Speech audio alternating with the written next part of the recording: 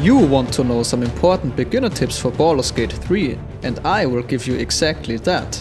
A quick disclaimer before we start. This video will be spoiler free, and in order for me to do this in a game like this, I will showcase most of my tips in the starting area and on my own characters, instead of NPCs or enemies, so I will not spoil anything for you. With that said, let's get started. You probably already know the purpose of a healing potion. It heals one player character for the amount displayed. But did you also know that you can heal your entire party with a single healing potion, if you throw the potion before them on the ground? It's important to not hit the character directly, as it will then also just heal that character.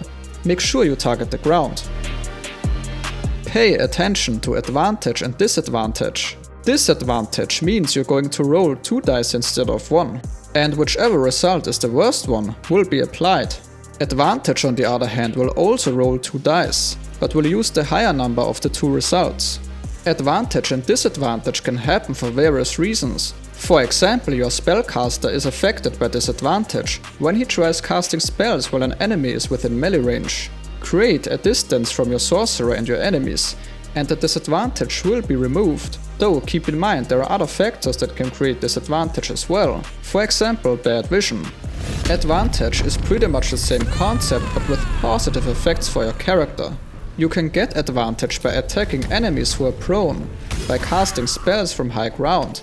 Certain spells like True Strike also provide advantage, and a rogue, for example, can get advantage when attacking from stealth.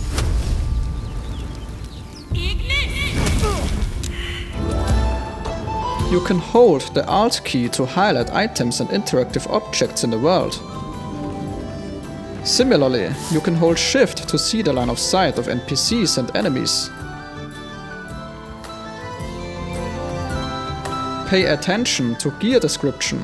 If your character does not have the proficiency to use a weapon or piece of equipment, they can still wear it, but it will impose several disadvantages, including inability to cast spells, or disadvantage to stealth.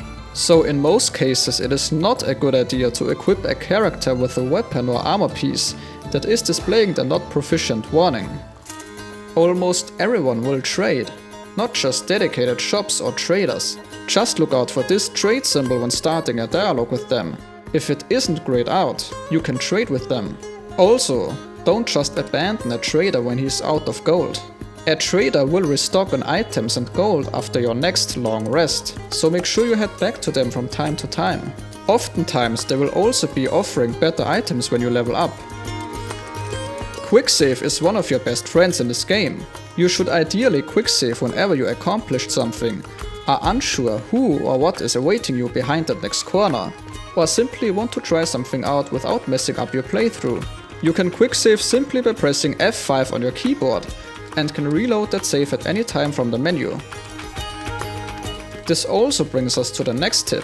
While it's beneficial and practical to quicksave often, it's also important to avoid min-maxing the story. You shouldn't reload your save for every single thing that goes wrong or not as you expected. Successful versus failed rolls or checks are just story paths, and you will miss out on cool storylines if you only focus on successful rolls or checks. Some of the more captivating and heartbreaking scenes in the game are actually those behind failed checks, so don't force yourself to reload a save just because something didn't go as planned. Relying on spells for damage can be tricky for people newer to the rule set, as you have a limited number. This is why it's important to have at least one martial class that can hit hard, no matter how worn out the party is. Good class recommendations for this are, for example, a fighter or barbarian. But the rogue can also hit incredibly hard, if you use stealth to your advantage. The environment around you isn't just for show. You can interact with it and change it, both to your advantage and disadvantage. Good examples for using the environment to your advantage would be attacking from high ground, using explosive or toxic barrels to your advantage, luring enemies into their death, kicking your enemies from high ground or into deadly substances like fire or lava, or stealthily assassinating guards one by one, instead of facing a full group head on. My last tip is probably one of the simplest but also most important ones. Simply explore. Seriously, apart from Elden Ring and Divinity 2, no game I've ever played surprised me as much as Baldur's Gate 3 when it comes to exploring. You're pretty much always rewarded when you decide to stray from the main path and explore every nook and cranny. It can be as extreme as discovering an entirely new area by simply interacting with a seemingly mundane or unimportant object or person in the world, that then turns out to not be as mundane or unimportant after all. More than 40 hours into the game, and I'm still exploring Act 1. Every time I think I'm about to move on to the next act, I stumble upon something new and exciting. So don't make the mistake of only seeing with your eyes. Make sure to question what you're seeing, and if that's really everything there is to it, or if there could be more, because chances are in many cases, there will indeed be more, much more in certain cases. And that's pretty much it. If you found this video helpful, make sure to help me out by giving this video a like. See ya!